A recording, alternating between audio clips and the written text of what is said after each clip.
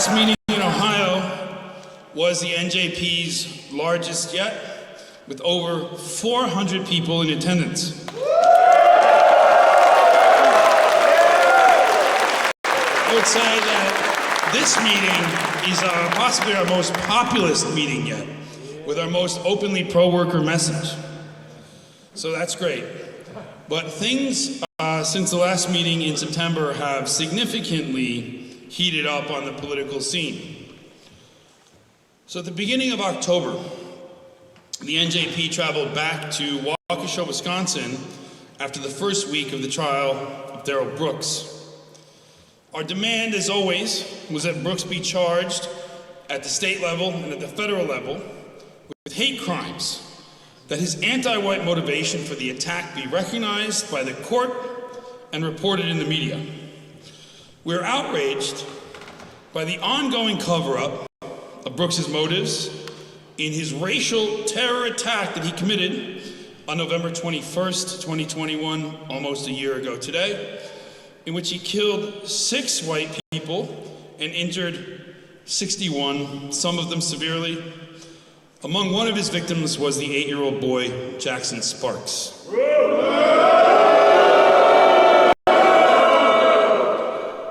Now, despite Brooks's long history of racial hate and anti-white statements, District Attorney Susan Opper and Assistant District Attorney Zachary Wichow actively covered up his motives, and in doing so, they even contradicted one another.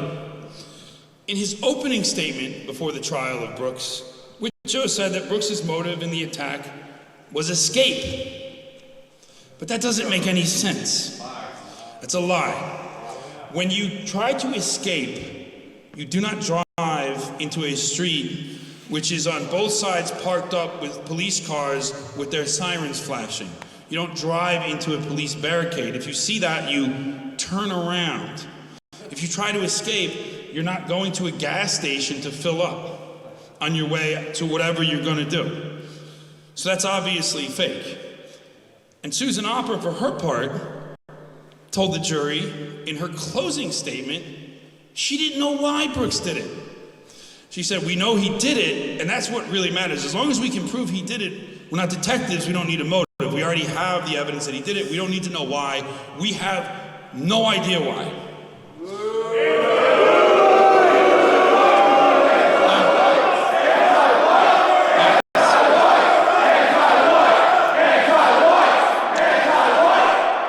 Now, at one point in the trial, Mrs. Opper was obliged to show some clips of Darrell Brooks's rap videos. And these rap videos, as we know, are riddled with anti-white lyrics and imagery, much of it openly associated with the Black Lives Matter movement. During these parts of the trial, she made sure to keep the volume turned down, the sound off on these videos, because as she said, if the jury hears these lyrics, it's going to be prejudicial to Brooks. I would say rather than prejudicial, it's material relevant to the case. But that also shows that she did know why he did it, because she knew that if she didn't know, she wouldn't know to turn the volume down, would she? Not only that, we know she knew, because our own Joseph Jordan here was the one that did the research tonight of the attack, found about Darrell Brooks' statements, publicized them on his website. That was later picked up by the New York Post, among other outlets, and we emailed them this information ourselves, and many individuals emailed it to them themselves too, so we know she saw it.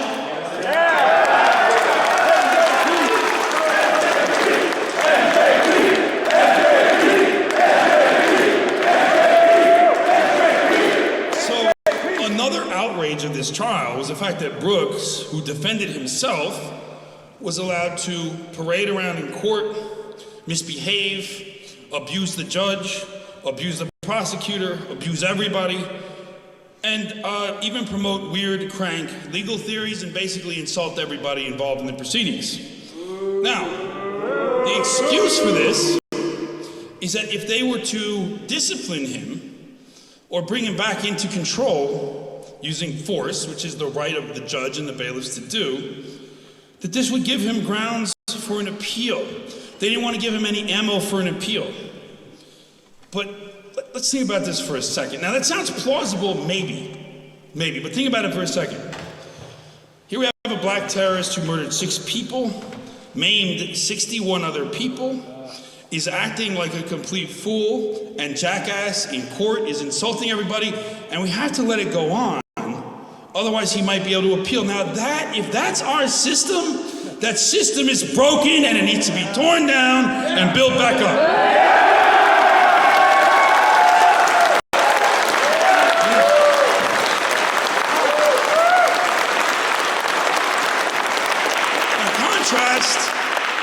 Contrast the treatment of Brooks, who was allowed to abuse the judge, with the treatment, and this is a murderer, a mass murdering terrorist, with the treatment of, say, the January 6th defendants who are abused by the judge, and who did nothing more than set foot in the U.S. Capitol, who did nothing violent, who hurt nobody, simply set foot in the Capitol building of their own nation, and the judges are abusing them in the courtroom.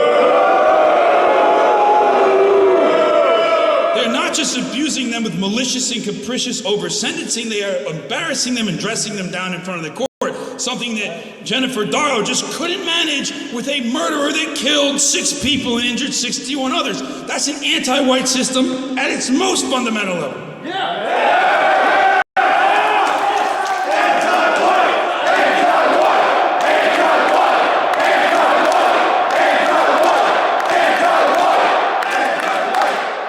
In the end, the jury quickly convicted Brooks on all 6 counts of intentional murder and the other counts associated with all those injuries. But if it was intentional, how did Susan Opper even know that? How did she even know it was intentional? Because she didn't understand the motive, right? According to her own words, she didn't understand the motive. In fact, Opper did know, as did many others in Waukesha, including the county GOP chair, Terry Dietrich, who admitted to our reporter, Trey Garrison, a round of applause for Trey. In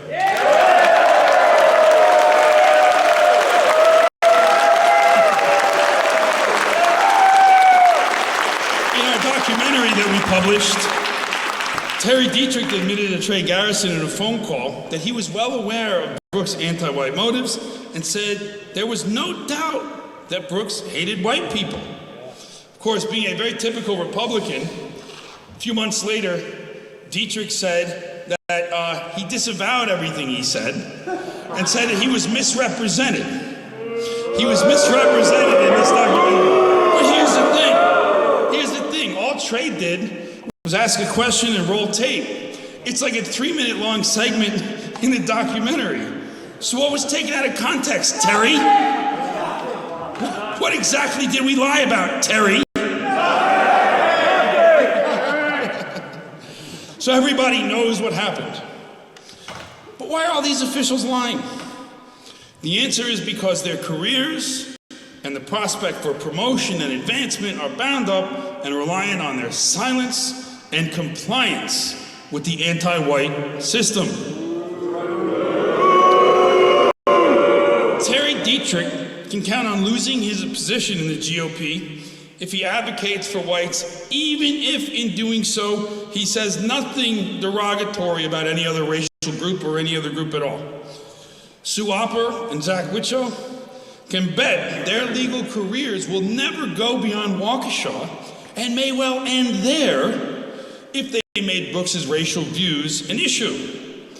And we know this for a fact thanks to some of the whistleblowers at the FBI. In August, Representative Jim Jordan made public communications he had received from certain persons within the FBI stating that their internal culture was pressuring agents to reclassify cases as so-called domestic extremism, and that career advancement and other rewards were given out to FBI personnel based on this metric. But even in this, Jordan was lying by omission. Because it can't just be domestic extremism, because Darrell Brooks was a domestic extremist, wasn't he? Yeah! But somehow he escaped FBI investigation. If they opened the books on them, they closed them again right away because they weren't interested. Why? Because they're only interested in one kind of so-called extremism, and that's white extremism because they're anti-white.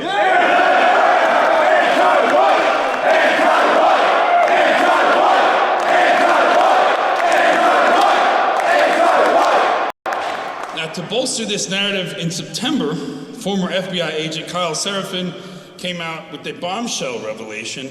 The FBI domestic extremism investigations are all morally equivalent to entrapment, even if the FBI gives them an unprincipled escape hatch from that charge. So all of this followed the revelation, reported, to my knowledge, only once in the Buffalo News and then forgotten, that the mass shooter in Buffalo was incited for his attack by a so-called retired FBI agent in his Discord server. Now, this is an 18-year-old kid who had 6 people in a Discord that he bragged to before he did his attack. One of them is a retired FBI agent? How old do you have to be to retire from the FBI? What, like 60, 70? 40. Like, what, 40? Well, still, 40 is still odd to be an 18-year-old weirdo's Discord channel telling him to go shoot up a supermarket. Now, we all thought that story was going to be disastrous, but it's disappeared. Why? Because there's one report in the Buffalo News that the FBI basically incited this kid to do it. So this is the kind of domestic extremism they want. Not just that they're not going to investigate Darrell Brooks, they're actively going to incite other people to do acts of terror that bring shame on white people and bring law enforcement on us and bring suspicion on us and bring activism from the state on us. That's the point of it, because they're anti-white, something even Jim Jordan won't tell you, something none of them will tell you. Now, given the culture of anti-whiteness and legally and morally dubious activity at the Justice Department, is it really a surprise that the DA in Waukesha is anti-white? Of course not. The culture comes down from the top. The culture comes down from the top, and people respond to it. And the question then is, who sets the agenda for the Justice Department? I think we know. In fact, we don't have to look very far. FBI Director Christopher Wray, just 2 days ago, made an appearance at the Anti-Defamation League's Never Is Now conference on fighting anti-Semitism. Now, I have this to say to Mr. Wray. When it comes to extremism, maybe you need to remove the plank from your own eye.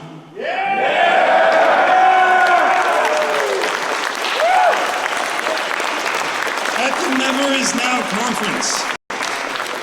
the Never Is Now conference, Ray happily appeared alongside Israeli General Doron Almog, who has been accused of war crimes for his role in home demolitions and the killings of civilians, including children, in Palestine. In 2005, Almog escaped arrest for war crimes at Heathrow Airport in London because Scotland Yard reportedly was afraid that his bodyguards would open fire inside of a civilian airport in London if they tried to arrest him. After this debacle, Jack Straw, the current foreign minister of Britain, apologized to Israel. I'm sorry your agents almost had to open fire in one of my civilian airports, sir.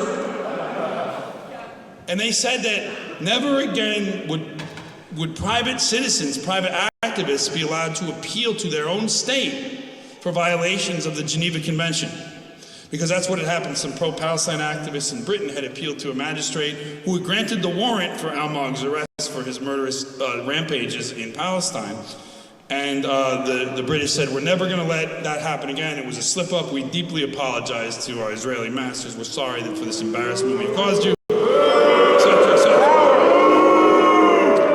Almog also worked under Israeli general and at one point Prime Minister of Israel, Ariel Sharon, the notorious butcher of the Sabra and Shatila refugee camps who oversaw the slaughter of thousands of Palestinian civilians in the 1980s. So the director of the FBI, our national federal law enforcement agency, calls us terrorists while happily appearing alongside mass murderers and terrorists at the ADL conference. And speaking of the ADL, they've not exactly been having the best month.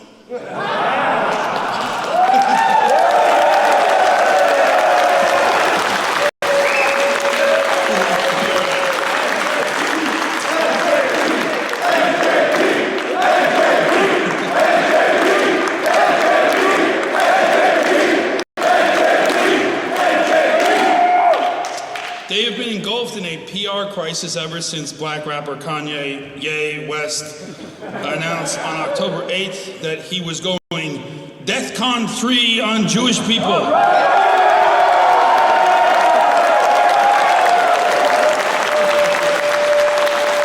And proceeded to expose the corrupt relationship between black artists and the Jews that control the music industry, particularly black music, and who encourage black musicians to promote violence, drug dealing, and other antisocial behaviors. This has been a complaint of actually racially conscious black nationalists for years, that Jews control the black artists, and those black artists therefore promote the gangster lifestyle, the violent lifestyle, drug dealing, drug use, pimping hoes, and all that stuff. It has been a regular complaint of people like Louis Farrakhan and other black activists that are actually aware of what's going on.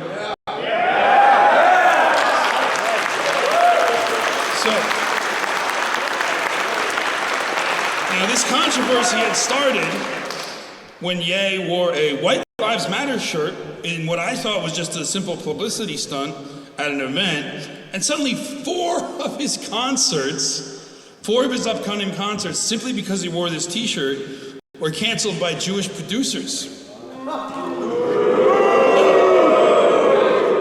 In the wake of this, basketball player Kyrie Irving tweeted a link to a black nationalist movie about the supposedly Hebrew origins of blacks. Now, whatever we think about this theory, as white nationalists, we don't care what stories black people want to tell about themselves. That's their business, not ours. It's not our problem, right? It's not our problem. Go for yours. It's none of your business what you share about yourselves, just like it's no one else's business what narratives and stories we whites tell about ourselves, including the Jews. They don't have any business in either of our stories.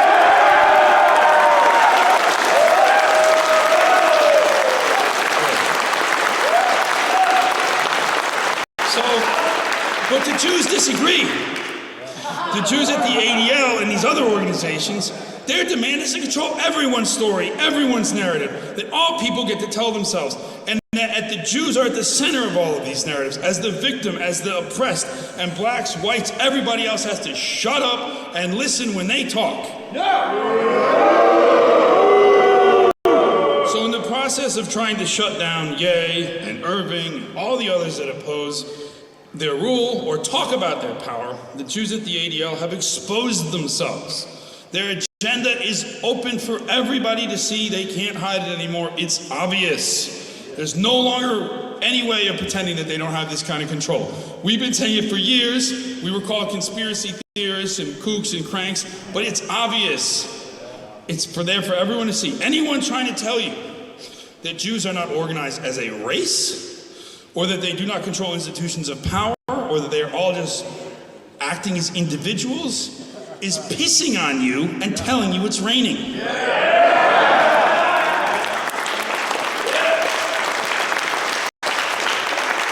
Now, interestingly, whether this is part of a conspiracy or not, I really have no comment. I don't know. Who can really know? At the same time all this is happening, Elon Musk took over Twitter. Now, in my speech in April, which was the meeting before last, I mentioned Musk, and I talked about how his $40 billion was not enough to buy back free speech for the American people or the people of the world. And I wasn't wrong. Because apparently, in the few days since Musk has bought Twitter, people had come up with some explanations. Oh, maybe the Jews caved on this, maybe they have this plan, maybe they had some complicated scheme. It's really not that complicated. They're just trying to put it out of business. They can't control it anymore. They're just trying to sink it. I don't know if they'll be successful or not, we'll see, but that seems clear that the consensus has been reached They simply want to tank it. This would make their lives much more simple if you think about it. Think about all the problems they've had since 2016, many of them generated by, it's not Twitter in particular, but by the very fact that people are able to talk to each other and reach large numbers of people with their opinions on the internet. This simply cannot be allowed. It's been a cause of too many problems, from the election of Trump in 2016 on an implicitly pro-white platform to the mass banning of white activists between 2017 and 2019 to the latest flare-up with West and black activists. The ability of people to speak with each other using this medium that circumvents the Jewish monopoly on the mainstream media has been nothing but headaches for them. It seems they are simply decided to shut it down. There's too much instability has been created, and as an example of the instability that has been created, we have had just these latest midterm elections. Now, typically, in our American system of democracy, the structure relies on what I like to call a stable stalemate between the two parties. And this relies on a certain script playing out every election cycle. A new president is elected, and along with his election, he brings typically a Republican Senate and a Republican House with down ballot votes. Then what's supposed to happen is, in the midterms, his party is supposed to lose control of the Congress. This is on purpose, and in fact, it's so on purpose that it's become very predictable over the last 60 or 70 years of American so-called democracy.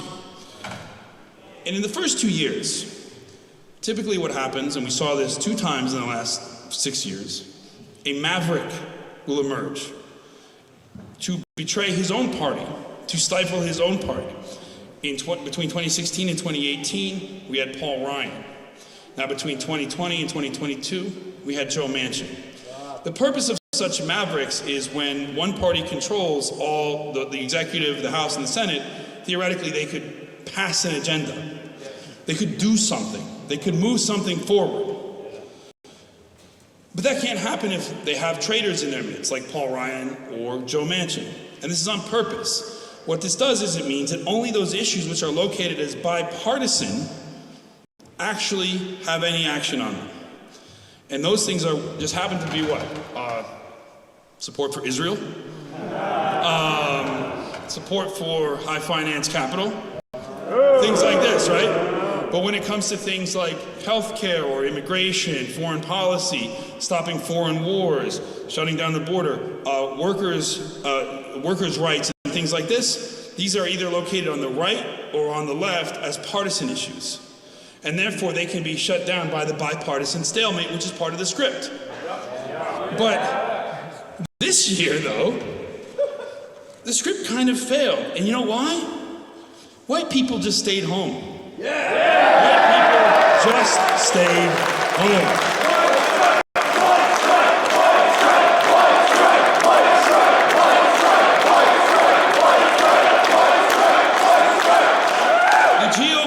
Screwed up this stalemate for them. They may not even win the Senate. As we speak, it appears that a Democrat is poised to win in Nevada, which will secure 50 seats for the Democrats, meaning with the vice president, they have the tiebreaker vote, and then the runoff in Georgia, which is coming between 2 blacks, doesn't really even matter. And they still might lose that. And I just have one word of advice for Republicans. If you're going to make fun of a guy for having brain damage, 2 pieces of advice on this. If you're going to make fun of a guy, John Fetterman, for having brain damage, 1, you better make sure you win. Okay? And 2, you better make sure your party's hopes don't rest on a black guy with brain damage.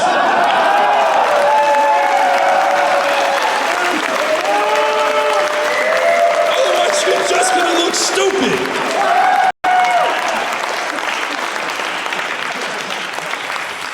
So, now, if you believe in the erroneous theory that Jews are all left-wingers, the lack of Jewish enthusiasm for this result would be confusing. The real problem is not that they wanted Democrats to win because they're all liberals. The real problem is that stable stalemate has been undermined, and it's been undermined because white people stayed home. One of the things they talked about is that, oh, look, these Gen Zs, these younger than 30 voters, all have voted left-wing. But if you look at the exit polling, under 30 voters were a tiny percentage of the electorate, and among whites, it was a tiny percentage of the white electorate. But I see plenty of under 30 people here. Yeah. So where were they? They just didn't vote for Republicans or Democrats.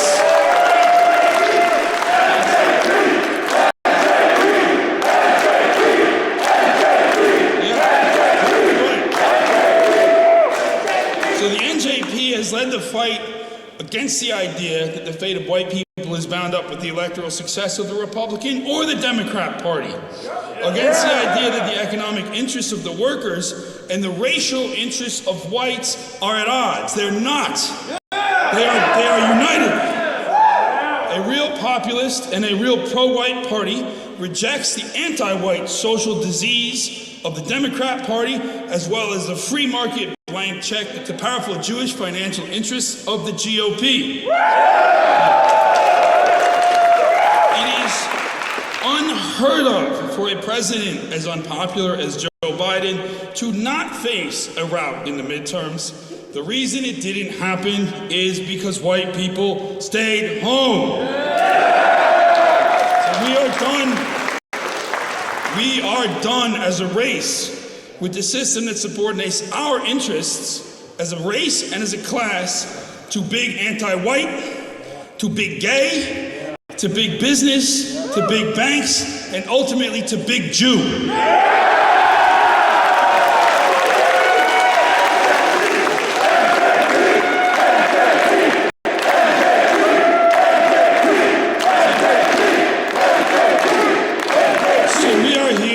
We are here to chart our own independent course as a pro-worker and a pro-white party. Thank you all for being here.